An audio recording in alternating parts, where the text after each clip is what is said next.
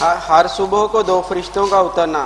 عن ابی ہریرہ رضی اللہ عنہ ان نبی صلی اللہ علیہ وآلہ وسلم قال ما من یوم یصبح العباد فیہ الا ملکان ینزلان فیقول احدہما اللہم آتی منفقا خلفا ویقول الآخر اللہم آتی ممسکا تلفا۔ حضرت ابو ہریرہ رضی اللہ عنہ سے روایت ہے کہ حضور نبی کریم صلی اللہ علیہ وآلہ وسلم نے ارشاد فرمایا، ہر دن جس میں بندے صبح کرتے ہیں 2 فرشتے اترتے ہیں، ان میں سے ایک کہتا ہے اے اللہ، اللہ کی راہ میں خرچ کرنے والے کو اس کا بدل عطا فرما، اور دوسرا کہتا ہے اے اللہ، روک کر رکھنے والے کو ضائع فرما دے۔ حضور نبی کریم صلی اللہ علیہ وسلم نے ارشاد فرمایا کہ ہر روز جب سورج طلوع ہوتا ہے نا تو 2 فرشتے وہ اترتے ہیں، اور 2 فرشتے کہتے دعا مانگتے ہیں۔ ایک کہتے ہیں یا اللہ، جو تیرے رستے میں مال خرچ کرے اسے اس کا بدل عطا کر دے، جو تیرے رستے میں خرچ کرتا ہے اسے دے، جو تجھے دیتا ہے تو اسے عطا کر دے۔ ہم اللہ کو کیا دے سکتے ہیں بھائی؟ ہم نے کیا دینا ہے؟ اسی کے مال میں سے اسی کے نام پہ دیتے ہیں، دیتا بھی وہی ہے، اسی کے مال میں سے اسی کو دیتے ہیں، پھر وہ پلٹاتا ہے۔ پلٹاتا کتنا ہے؟ اتنا پلٹاتا ہے کہ انسان کا تصور نہیں آ سکتا، پلٹاتا بہت زیادہ ہے۔ کوئی مال دیں گے، کبھی ایسے ہوتا ہے کہ نسلیں سنور جاتی ہیں، اولاد در اولاد سنور جاتی ہے، اللہ اتنا کچھ دیتا ہے، کبھی دیتا ہے کہ اس میں اتنی برکت آ جاتی انسان کا تصور نہیں آتا، کبھی دیتا ہے اللہ اس کا بدل کیا دیتا ہے کہ ادھر انسان جیسے ہی وہ اللہ تعالی نے اسے عطا فرمایا، عطا فرمانے کے بعد اس کی یہ کیفیت ہوتی ہے، ادھر لقمے کھاتا جاتا ہے، رب اس کو نماز کا ذوق دیتا جاتا ہے، اس کو عبادت کا شوق دیتا جاتا ہے، اس پر اللہ مہربان۔ یہ شوق کہاں سے آ گیا؟ اور پہلے بھی وہ رہتا تھا، آج بھی ہے، لیکن فرق ایسا ہے پتہ ہی نہیں چل رہا۔ پہلے تھا کچھ مزہ نہیں تھا، آج اس کو عبادت میں لطف آ رہا ہے۔ یہ کیا ہوا؟ یہ اللہ نے اسے عطا فرمایا۔ تو جو اللہ کے رستے میں دیتا ہے اللہ اسے پلٹاتا ہے، اور ایسا پلٹاتا ہے کہ سبحان اللہ، انسان اس کا تصور نہیں کرتا۔ کبھی اولاد پہ کرم ہے، کبھی اس کی اہلیہ پہ کرم ہے، کبھی کسی اس کے اپنے آپ پر کرم ہے کہ اس کو تصور ہی نہیں آتا یہ کہاں سے آ گئی، یہ برکت کہاں سے آ گئی، یہ رحمت کہاں سے آ گئی ہے۔ تو یہ اللہ تعالیٰ کی عنایت، یہ رب تعالیٰ کا لطف و کرم ہوتا ہے۔ کبھی ایسے ہے انسان اللہ کے راستے میں مال خرچ کرتا ہے، مال خرچ کرتا ہے، گھر آتا ہے، گھر آ کے دیکھتا ہے وہ اہلیہ جو کبھی اس نے نیکی کی طرف رغبت نہیں کی، آج نماز بھی پڑھ رہی ہے۔ بھائی کبھی نیکی کی طرف آئی نہیں، آج نماز کیوں پڑھ رہی ہے؟ اسے بھی سمجھ نہیں کیوں نماز پڑھ رہی ہے، آج اس کا ذوق آ رہا ہے پڑھنے کا، اور ذوق ایسے ہی نہیں آ رہا، اللہ نے اس کے شوہر کے دیے ہوئے کو قبول کر لیا ہے۔ تو یہ اللہ تعالیٰ کبھی دیتا ہے، پلٹاتا ہے، مال پلٹاتا ہے، اولاد کی تقدیر بدلتا ہے، اولاد کی قسمتیں بدل دیتا ہے، اہل خانہ پہ کرم کرتا ہے، خود اس کے ذوق و شوق میں اضافہ کر دیتا ہے، ایک ایک ایسی نعمت عطا کرتا ہے کہ انسان کے وہم و گمان میں نہیں آتی کتنی نعمتیں ہیں۔ آئیے اللہ کی بارگاہ میں جھکتے ہیں، روتے ہیں، اس سے مانگتے ہیں، اور جو اللہ تعالیٰ سے مانگتا ہے رب تعالیٰ اس کی جھولی کو بھرتا رہتا ہے۔ تو فرشتے 2 اترتے ہیں، ایک کہتا ہے اے اللہ، جو تیرے رستے میں مال خرچ کرے اسے اس کا نعم البدل دے، اس کا بدلہ دے۔ اب خرچ کرنا لکھا ہے، کوئی خرچ کرتا ہے مال، کوئی خرچ کرتا علم، کوئی خرچ کرتا تقوی، جو بھی اللہ کے رستے میں کر سکتا ہے، کوئی ظاہری پیسے دیتا ہے، کوئی اور چیز دیتا ہے، کوئی لوگوں کو دین کی باتیں بتاتا ہے، یہ بھی اللہ کے راستے مال خرچ کرنا ہے۔ تو جیسے جیسے توفیق وہ کرتا ہے اللہ اس کا بدل دیتا ہے۔ اور دوسرا کہتا ہے اللہم آتے ممسکن تلفن، اے اللہ جو مال روکے رکھے اس کے مال کو ضائع کر دے، جو تیرے راستے مال نہیں دیتا نا اس کے مال کو ضائع کر دے۔ کبھی انسان اس نے دیے، دیتا نہیں ہے، دے سکتا تھا دیا نہیں اللہ کے راستے میں، تو پھر کیا ہوگا؟ اس کا مال ضائع ہو گیا، کاروبار میں گھاٹا آ گیا، کہیں اور گھاٹا آ گیا، کسی نے اس کو داؤ لگا دیا، فراڈ کر دیا، اس سے پیسے چھین لیے، پھر یا اسے برکت ہی اٹھ گئی۔ جو چیز 100 کسی اسے 500 میں مل رہی ہے 500 مجھے کیوں دے رہا ہے؟ وہ کہتا ہے اس کو ضرورت ہے، وہ کہتا ہے میں نے دینی لینی ہے تو لے. بھائی چیز وہی ہے جو 100 کی ہے 500 میں کیوں ہے؟ اس لیے کہ اس کے مال سے برکت اٹھ گئی ہے، اللہ اس کے مال کو تلف کر رہا ہے، ضائع کر رہا ہے. تو آئیے اللہ کے بندے بنتے ہیں، اللہ کی بارگاہ میں اپنا کچھ خرچ کرتے ہیں، اسی کے دیے ہوئے میں سے. علم ہے تو خرچ کریں، تقوی ہے تو آگے بانٹیں، کوئی چیز ہے جو بھی ہے آپ کے پاس، پیسے ہے، دولت ہے، اس کو آگے تقسیم کرتے ہیں، اور جو آگے تقسیم کرتا ہے اس کی جھولی بھری رہتی ہے. کبھی جو سخی ہوتا ہے نا اس کی جھولی کبھی خالی نہیں دیکھی. حضرت صدیق اکبر رضی اللہ تعالیٰ نے اگر سارا مال اللہ کے راستے میں دے دیا ہے تو شام کو کھانا پھر کھایا ہے. دنیا نے کبھی نہیں کہا کہ صدیق کنگال تھے، ان کے پاس پیسے نہیں رہے، وہ سب کچھ تو دے دیا تھا، حتیٰ کہ گھر کی سوئی تک بھی لا کے سرکار کی بارگاہ میں اتار دی، کپڑے بھی لا کے رکھ دیے تھے، بوریاں پہن لی ہے. اس کے باوجود کبھی کسی نے یہ نہیں کہا جناب ان کے گھر میں فاقہ تھا، یہ تھا. اللہ نے تو ان کے گھر میں نہریں جاری کی ہوئی تھی، ایسی تھی کہ ساری زندگی انہیں ایسی کوئی چیز پیش نہیں آتی ہے. تو یہ اللہ تعالیٰ کا انعام، یہ رب تعالیٰ کا لطف و کرم ہے اس آدمی پر جو اللہ کی بارگاہ میں مال خرچ کرتا ہے. تو فرشتے کہتے اے اللہ جو تیری بارگاہ میں مال خرچ کرے اسے اس کا معاوضہ دے، اور جو نہ خرچ اس کے مال کو ضائع کر دے. اللہ ہم سب پر مہربانی فرمائے. چلیں جس کھانے پر اللہ کا نام نہ ہو اسے مت کھائیے. ولا تأكلوا مما لم يذكر اسم الله عليه وإنه لفسق وَإِنَّ الشَّيَاطِينَ لَيُوحُونَ إِلَىٰ أَوْلِيَائِهِمْ لِيُجَادِلُونَكُمْ وَإِنْ أَطَعْتُمُوهُمْ إِنَّكُمْ لَمُشْرِكُونَ. اور مت کھاؤ اس جانور سے کہ نہیں لیا گیا اللہ کا نام اس پر، اور اس کا کھانا نافرمانی ہے. اور بے شک شیطان ڈالتے ہیں اپنے دوستوں کے دلوں میں اعتراضات تاکہ وہ تم سے جھگڑیں، اور اگر تم نے ان کا کہنا مانا تو تم مشرک ہو جاؤ گے. اور نہ کھاؤ جس جانور پر ذبح کرتے اللہ کا نام ہی نہیں لیا گیا، اس کو نہیں کھانا. مومن تو اسی کو کھائے گا جس کو ذبح کرتے کہا گیا بسم اللہ اللہ اکبر. جس جانور کو ذبح کرتے بسم اللہ اللہ اکبر کہا گا مومن اس کو کھائے گا، اور جس پر نہیں لیا گیا اس پر مومن اس کو نہیں کھاتا، کہتا یہ ہمارے لیے حلال نہیں ہے. کوئی ویسے ہی تو شیطان اعتراضات ڈالتا ہے. اب اعتراضات ڈالے گا، ہاں جی یہ مر گیا جانور جی اس کو کیوں نہیں کھا رہے جی. اب بعض لوگ ہیں وہ اعتراض ڈالتے ہیں، کہتے ہیں لو جی اب مسلمان ہوئے کو نویں قسم دے، جس کو خود مارے اس کو کھا لیتے ہیں، جس کو رب مارے اس کو نہیں کھاتے. اعتراض ڈال دیا نا.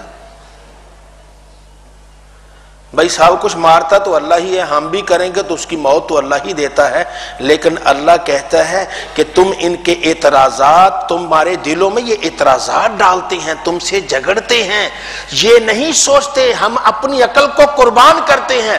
ہم تو صرف اتنا جانتے ہیں کہ جس جانور کو اللہ نے کہا یہ حلال ہے ہم کھاتے ہیں، جس جانور کو اللہ نے کہا حرام ہے ہم اسے چھوڑ دیتے ہیں، نہیں کھاتے. اللہ نے کہا مردار جو خود مر جائے تم نے اس کو نہیں کھانا، ہم اس کو نہیں کھاتے ہیں. تو یہ اعتراض تو انہوں نے ڈال دیا، لیکن اللہ کے اس حکم کو نہیں دیکھا کہ اللہ کہتا ہے جو جانور مر جائے مومنو تم نے اس کو ہاتھ نہیں لگانا. مومن کہتے وہ پلید جانور ہے، مومن اسے پھینک دیتا ہے، اس کی طرف متوجہ نہیں ہوتا. مومن تو اسی جانور کو کھاتا ہے جس جانور کا اللہ نے حکم دیا ہے. تو اللہ جو حکم دیتا ہے اس حکم پہ چلتے ہیں، شیطان کے اعتراضات پہ نہیں جاتے، شیطان جو کہتا ہے اس پر نہیں جاتے، بلکہ جو مومن کو اللہ کا حکم ہے اس پر چلتے ہیں. ہاں جو مومن ان مشرکوں کی اطاعت کرے گا تو مشرکوں سے کہیں ہو نہ ہو جائے. تو اللہ تعالی ہم سب کو اہل شرک سے محفوظ رکھے اور ہمیں اپنی بارگاہ کا نیاز مند رکھے. چلیں شیطان کا مکر و فریب بہت کمزور ہے. الذين آمنوا يقاتلون في سبيل الله والذين كفروا يقاتلون في سبيل الطاغوت فقاتلوا أولياء الشيطان إن كيد الشيطان كان ضعيفا. اور جو ایمان لائے ہیں وہ جنگ کرتے ہیں اللہ کی راہ میں، اور جو کافر ہیں وہ جنگ کرتے ہیں طاغوت کی راہ میں. تو اے ایمان والو لڑو شیطان کے حامیوں سے، بے شک شیطان کا فریب کمزور ہے۔ ایمان والا یہ مسلح ہو کر علم کی دولت سے، معرفت کی دولت سے مسلح ہو کر شیطان سے لڑتا ہے، شیطان کے حمایتیوں سے لڑتا ہے، اللہ ذوالجلال کے لطف و کرم سے مالا مال ہو کر ان سے مقابلہ کرتا ہے۔ ہاں جس کے پاس یہ چیزیں نہیں ہیں وہ مقابلہ پہلے نہ کرے، پہلے مسلح تو ہو جائے، پہلے اپنے آپ کو تیار تو کر لے، جب اپنے آپ کو تیار کر لیتا پھر مقابلہ کیا جاتا ہے۔ حضرت داتا علی حجویری رحمۃ اللہ علیہ آپ کے بارے میں آتا ہے کہ آپ جب اس وقت لاہور پہ تشریف لائے تو وہ آپ کو دودھ کی ضرورت تھی، تو ایک عورت آئی گزر رہی تھی، تو آپ نے اسے کہا بی بی یہ دودھ مجھے دو۔ اس نے کہا نا نا بابا، وہ دودھ تو فلاں کو دوں گی، اگر نہ دوں تو ہمارے جانوروں کے جو تھن ہیں اس سے خون آ جائے گا۔ فرمایا بی بی دے جو، اللہ برکت دے گا۔ نہیں آتا۔ اس نے بھی سوچا شکل و صورت سے ایسے کہ یہ بھی کوئی بابا کوئی لگتا ہے کوئی اور ہی ہے، چلو اسی کو دے دیتے ہیں، وہ ذرا سفر دور ہے، یہ نزدیک مجھے پڑتا ہے۔ اب دودھ دے دیا آپ کو۔ دودھ دینے کے بعد جب وہ گھر گئی ڈرتے ڈرتے اپنے جانوروں کو اس نے تھنوں سے دودھ دونا چاہا تو وہاں خون کی بجائے دودھ اور زیادہ تھا۔ دودھ جب اور زیادہ ہوا تو اس نے اپنی ہمسائی سے کہا، کہنے لگی بھائی میں تو دیا ہے اس فلاں بابے کو، میرے تو جانوروں میں دودھ اور زیادہ ہے، میں کل تو اسی کو دوں گی۔ وہ کہنے لگی بی بی چلو میں بھی کل وہی دوں گی۔ کل دو آ گئی، انہوں نے آ کے دودھ دیا۔ اب جب دونوں کے بعد جانوروں کے تھنوں میں دودھ اور زیادہ آ گیا تو پورے علاقے میں بات پھیل گئی۔ کچھ نے ڈرتے ڈرتے ادھر دودھ دیا، باقی نے ادھر دیا۔ اب ان کے جانوروں میں برکت آ گئی۔ دیکھتے دیکھتے سارا علاقہ ہی حضرت داتا صاحب کے پاس دودھ لے آتا ہے۔ اس جوگی کے پاس اب کوئی نہیں، جادوگر کے پاس کوئی نہیں جا رہا۔ اس نے کہا یہ کیا ہو گیا، میرا دودھ بند ہو گیا۔ اس نے اپنے چیلے چھوڑے پتہ کرو۔ اب وہ چیلے آ کے دیکھا تو دیکھا داتا صاحب کے پاس دودھ بڑا پڑا ہے اور دودھ دے رہے ہیں، تقسیم کر رہے۔ اب وہ چیلے آئے تو اس نے کہا باہر جا کہتے اس کو کہتے ہیں غضب ہو گیا، ایک اور آ گیا ہے تیرا مقابلہ کرنے کے لیے بیٹھا ہے۔ کہیں گے اس کی ایسی تیسی جو میرے اس علاقے میں آ گیا، یہ کون ہوتا ہے میں مقابلہ کروں گا۔ جادوگر آیا، وہ جوگی آیا، بڑے کر و فر کے ساتھ آیا، مقابلہ کرنے کے لیے آیا، اور آ کر داتا صاحب اپنی تصویر یہ بیٹھے ہیں، اللہ اللہ کر رہے ہیں، اللہ اللہ کر رہے ہیں، تسبیح پڑھی ہوئی ہاتھ میں پکڑی ہوئی ہے۔ اب وہ آ گیا، کبھی ادھر کبھی ادھر کبھی ادھر، لوگ کٹھے ہو گئے کہ آج بھئی دو جوگیوں کا مقابلہ۔ انہیں کون پتا کہ یہ کون ہے، جوگی ہے کون؟ آج دو آدمیوں کا مقابلہ ہے، جیسے کہ دو جانوروں کا مقابلہ ہو تو لوگ کٹھے ہو جاتے ہیں۔ کٹھے ہو گئے جی لوگ، ارد گرد لوگ۔ اب داتا صاحب کی تصویر چلا رہے ہیں، اللہ اللہ کر رہے ہیں، اور ادھر وہ جوش میں آتا جا رہا ہے، اپنا جادو بڑھاتا جا رہا ہے، کبھی ایسے کرتا ہے، جو شعبدے دکھاتا ہے، لیکن داتا صاحب آرام سے۔ آخر اس نے چھلانگ لگائی، ہوا میں اڑنا شروع کر دیا جادو کے زور سے۔ جیسے ہی وہ ہوا میں اڑتا ہے لوگوں نے تالیاں بجائی، یعنی جیت گیا، یہ جیت گیا جیت گیا۔ داتا صاحب نے ایسے نظر اٹھا کے دیکھی اس کو کیا ہو گیا جیت گیا، دیکھا تو ہوا میں اڑ رہا ہے۔ پھر اپنے آپ سے کہنے لگے علی حجویری کب تک چھپے رہو گے، اب تو دین کا مسئلہ ہے نا ذرا۔ آپ کے پاس لکڑی کی جوتیاں تھی دو، ان سے کہا جاؤ اس کو ذرا لے کے آؤ۔ اب وہ لکڑی کی جوتیاں ایسے جا رہی ہیں میزائل کی طرف، وہ ادھر ہوتا ادھر جاتی، ادھر ہوتا ادھر۔ وہ جہاز کے پیچھے کہتے ہیں میزائل لگ جائے نا تو جہاز ادھر ادھر، میزائل نے ادھر ہی جانا ہے، وہ اس کو نہیں چھوڑے گا۔ اب وہ ادھر ادھر بڑا ہوتا ہے، لیکن وہ پیچھے دونوں اس کے سر پہ جا کے ٹک ٹک ٹک۔ اس نے بڑی کو یہ کیا مصیبت آ گئی میرے سر پر، لیکن وہ بڑا ادھر ادھر بھاگا، لیکن لکڑی کے جوتے اس کے سر پر ہیں، اس کے سر پر ایسے چوٹیں آ رہی ہیں۔ آخر نڈال سا ہو کے گرا، بے ہوش ہو گیا۔ ہوش آتی ہے تو کہتا ہے لا الہ الا اللہ محمد رسول اللہ، مسلمان ہو جاتا ہے۔ اور پھر اللہ تعالیٰ کی مہربانی ہوتی ہے، ایسا قوی مسلمان ہوتا ہے، کہتے ہیں کہ داتا صاحب کے وصال کے بعد ان کا سجادہ نشین وہی بنتا ہے۔ تو یہ اللہ والے ہیں، تو تو یہ اللہ تعالیٰ کی رحمت اور لطف و کرم سے مالا مال ہے. ان کو اللہ تعالیٰ نے بہت کچھ دیا ہے. شیطان کا مکر و فریب کمزور ہوتا ہے، اور شیطان جو ہے وہ اللہ تعالیٰ کے بندوں کو ورغلانا تو چاہتا ہے لیکن وہ ورغلا نہیں سکتا. شیطان کا مکر کمزور ہے، اور اللہ والا اللہ کی مدد و اعانت سے بڑا طاقتور ہوتا ہے. اللہ تعالی ہم سب کو اپنی رحمتوں سے، اپنے لطف و کرم سے مالا مال فرمائے.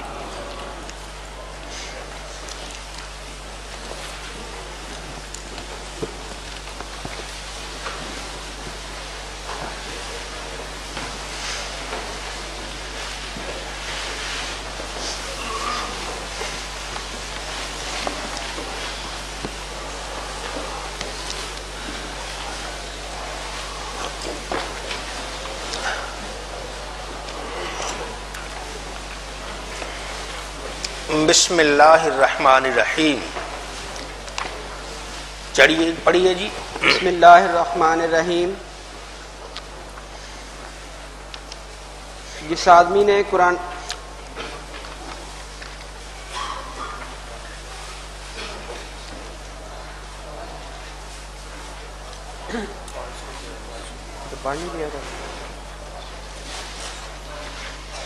مشکات الحدیث صفحہ 542.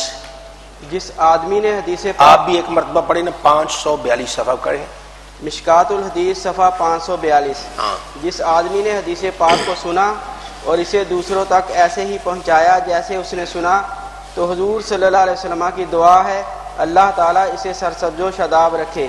عن ابن مسعود رضی اللہ عنہ قال سمعت النبی صلی اللہ علیہ وآلہ وسلم یقول نظر اللہ امرا سامعہ منا حدیثا فبلغہ کما سامعہ فرب مبلغ او آمن سامی.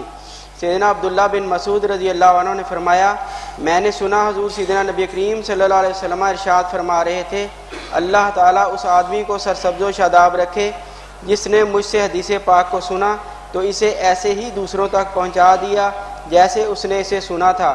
کتنا ایسے ہوا جس تک میری حدیث پہنچائی جاتی ہے وہ حدیث سننے والے سے زیادہ یاد رکھنے والا ہوتا ہے. ہاں یہ اللہ کے پیارے نبی صلی اللہ علیہ وسلم نے دعا دی اللہ تعالیٰ اس آدمی کو سرسبز و شاداب رکھے، ہرا بھرا رکھے، تر و تازہ رکھے. کس کو؟ جس نے حدیث پاک کو ہم سے سنا. نبی کریم فرماتے جس نے ہماری حدیث پاک کو سنا وہ اللہ تعالیٰ اس آدمی کو سرسبز و شاداب رکھے اور اسے دوسروں تک پہنچا دیا. اس حدیث پاک کو دوسروں تک پہنچا دیا. کتنا ایسا ہوتا ہے جس آپ دوسروں کو پہنچائی جاتی ہے وہ زیادہ یاد رکھنے والا ہوتا ہے. تو آئیے اللہ کے پیارے نبی صلی اللہ علیہ وسلم فرماتے ہیں اللہ اس آدمی کو سرسبز و شاداب رکھے، ہرا بھرا رکھے. تو جس کے لیے نبی کریم صلی اللہ علیہ وسلم کی دعا ہوگی وہ سوکھے گا نہیں، ہرا بھرا رہے گا، سرسبز و شاداب رہے گا.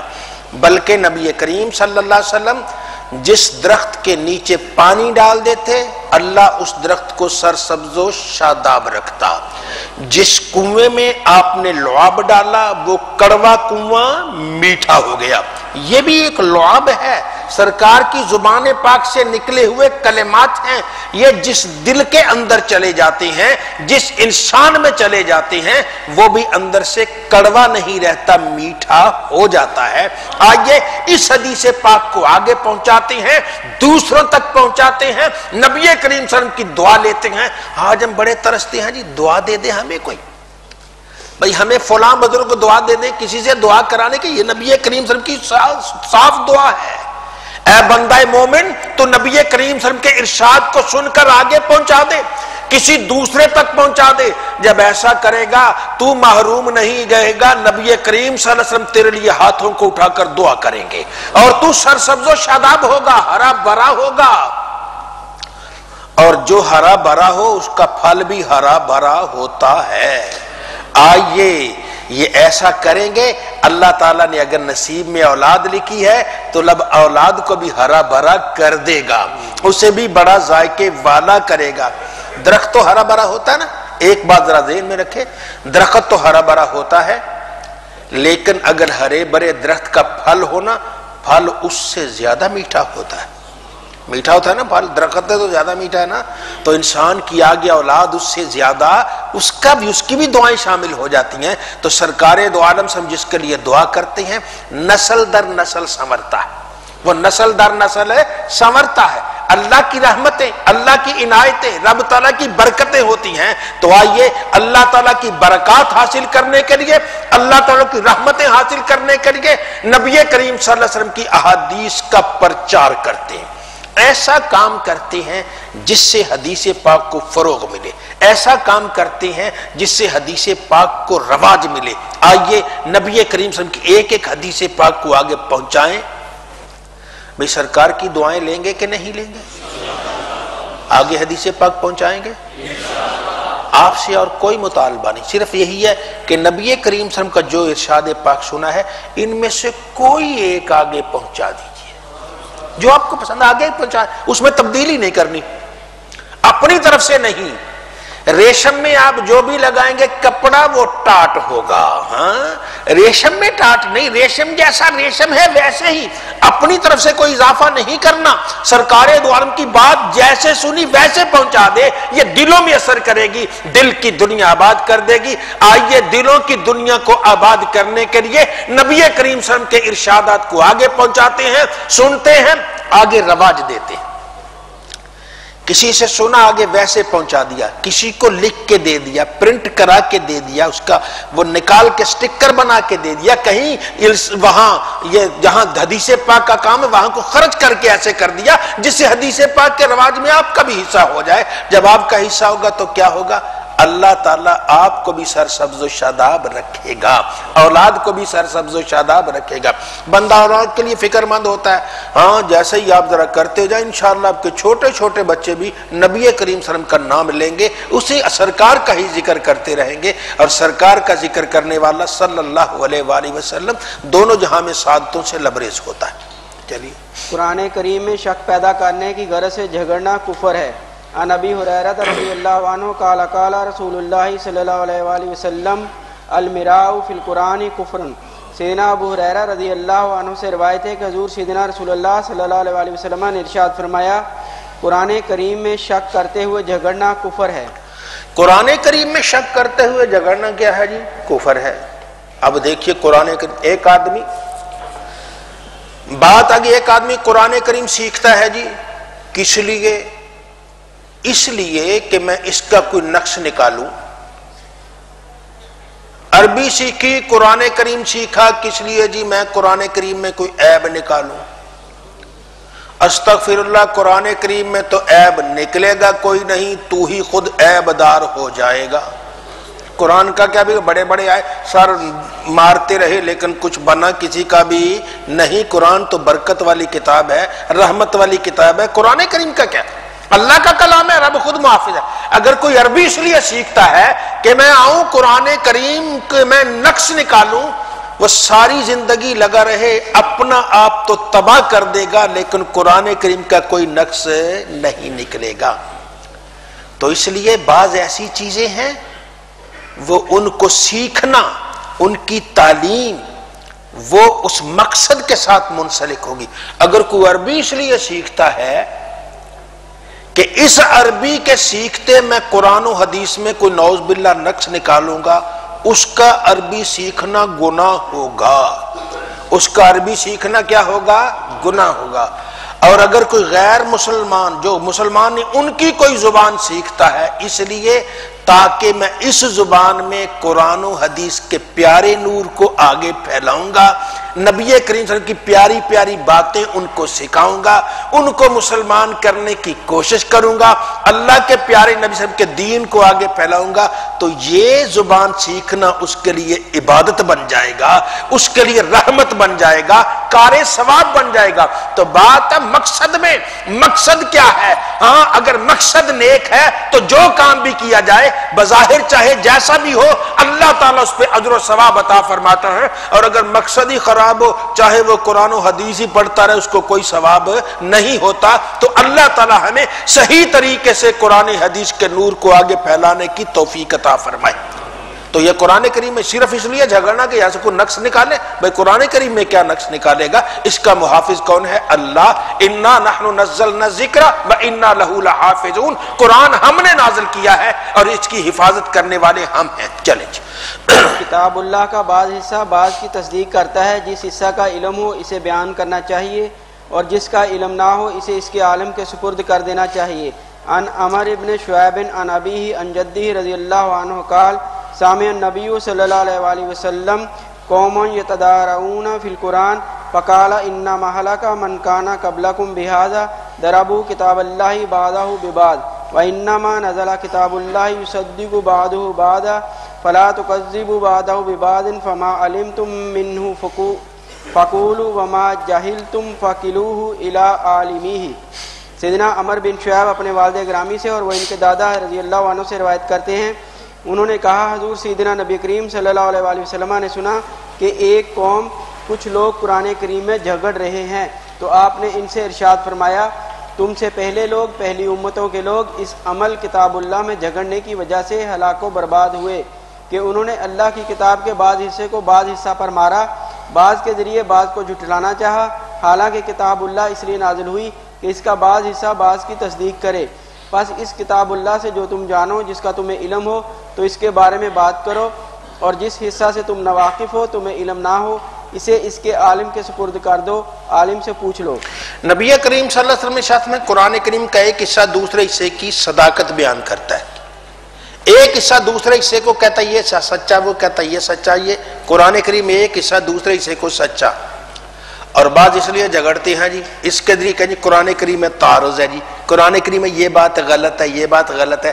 ایسے کرنے والے، یہ جھگڑنے والے خود مر جائیں گے، قرآن کریم میں ایسی کوئی بات نظر نہیں آئے گی۔ نبی کریم صلی اللہ علیہ وسلم تشریف فرماتے تو چند لوگ باتیں کریں یار اس کی سمجھ نہیں آئی، یہ بات ایسے ایسے، تو سرکار دو عالم کو جلال ہے فرمایا پہلی امتیں بھی ایسے ہلاک ہوئیں کہ ان کے نبی پر نازل شدہ کتاب کے بارے میں وہ جھگڑتے تھے ایک دوسرے کے ساتھ، تو تم ایسے نہ کرو، اگر تمہیں کوئی کتاب کا حصہ معلوم ہے، اس کا علم آتا ہے تو ٹھیک ہے، اگر جس کا علم نہیں تمہیں کسی عالم سے پوچھ لو، اس کے ساتھ بات کرو، اپنی طرف سے کتاب اللہ میں تبدیلی نہیں کرتے، نہ جھگڑتے ہیں، تو قرآن کریم کا ایک حصہ دوسرے حصے کی تصدیق کرتا ہے، ایک حصہ دوسرے حصے کی تصدیق کرتا ہے۔ تو آئیے قرآن کریم اس کو پڑھتے ہیں، اس پر عمل کرتے ہیں، اس کے ارشادات کو واضح طور پر جانتے ہیں۔ قرآن کریم کو جاننے والا اللہ تعالیٰ کی رحمتوں سے، اس کے لطف و کرم سے مالا مال ہوتا ہے۔ خدائے ذوالجلال ہم سب کو قرآن کریم پر دل و جان سے عمل کرنے کی توفیق عطا فرمائے۔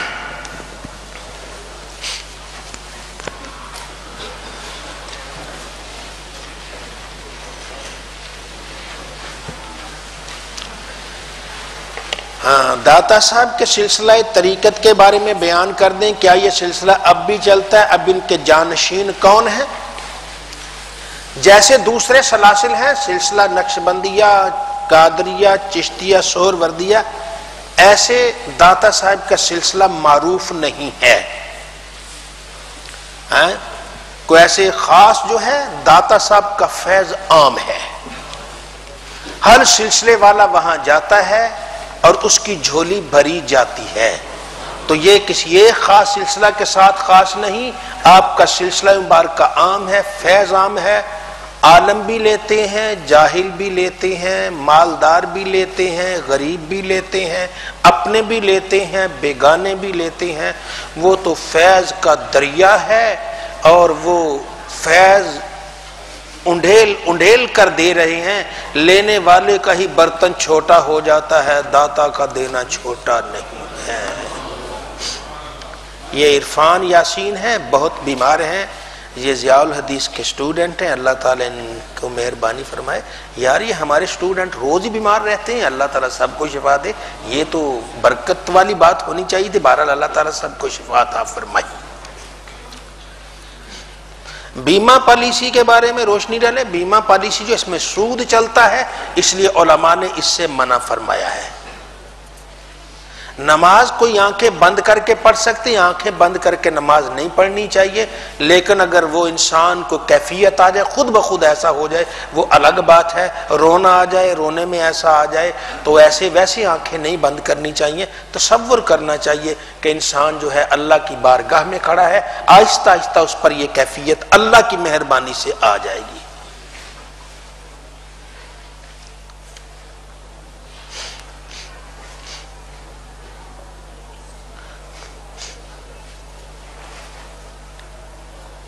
یہ ایوب سلطانی کا بیٹا بیمار ہے، ڈاکٹر نے آپریشن کا کہا اس کے لیے دعا کریں۔ ایک بیوی بیمار ہے، ان کے لیے دعا کریں۔ والدہ بیمار ہے، ان کے لیے دعا کریں۔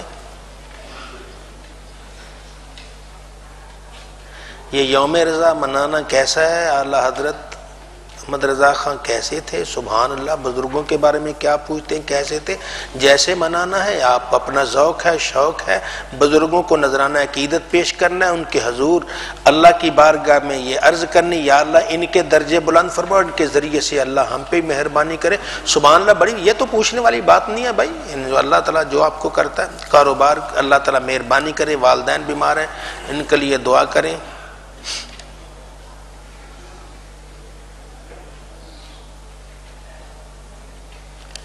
یہ کوئی کہتا ہے جی کہ مشکات الحدیث کی پہلی حدیث جو پڑھی ہے کہ اللہ سرسبز و شاداب رکھے، حدیث کو سنو دوسروں کو سنائے، یہ والی حدیث میں نے رات خواب میں آپ سے پڑھی اور دوسروں کو آگے سنا رکھا ہے۔ سبحان اللہ جی، پڑھی ہے تو آگے پڑھا رہے ہیں تو بڑی اچھی بات ہے، اللہ تعالیٰ آپ کو مزید توفیق عطا فرمائے۔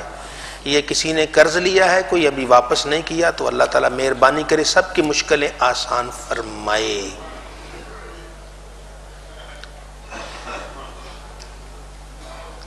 مچھلی ہمارے لیے حلال ہے، اس کے بارے میں کچھ بتا دیں۔ وہ اللہ کا فرمان ہے، حلال ہے، بس اس کو ذبح کیا کرے تو اس کو حلال کیا؟ اس کا حلال یہی ہے کہ جب اس نے اس کو پکڑ لیا، زندہ پکڑ لیا تو بس ٹھیک ہے، وہ بعد میں وہ آپ کے لیے حلال ہے۔ ہاں جب مر چکی ہو تو پھر اس کو نہیں، وہ آپ کے لیے حلال نہیں ہے۔ اگر آپ نے زندہ پکڑی، چلے ہل رہی ہے، بات ٹھیک ہے، آپ کے لیے حلال ہے۔ اب اس کو مزید ذبح کرنے کی ضرورت، یہ ذبح ہو چکی ہے، کیسے ہوئی اللہ بہتر جانتا ہے، اللہ کے راز ہے۔ بس رب نے کہا پکڑ لیا، پکڑ کے تم نے کھا لیا، بس تمہارے لیے حلال ہے۔ جو خود پانی میں گر کے اٹھ مر گئی ہے، اوپر تیر رہی ہے، اس کو لیے کھانا حلال نہیں ہے۔ والد صاحب بیمار ہیں، ان کے لیے دعا کریں۔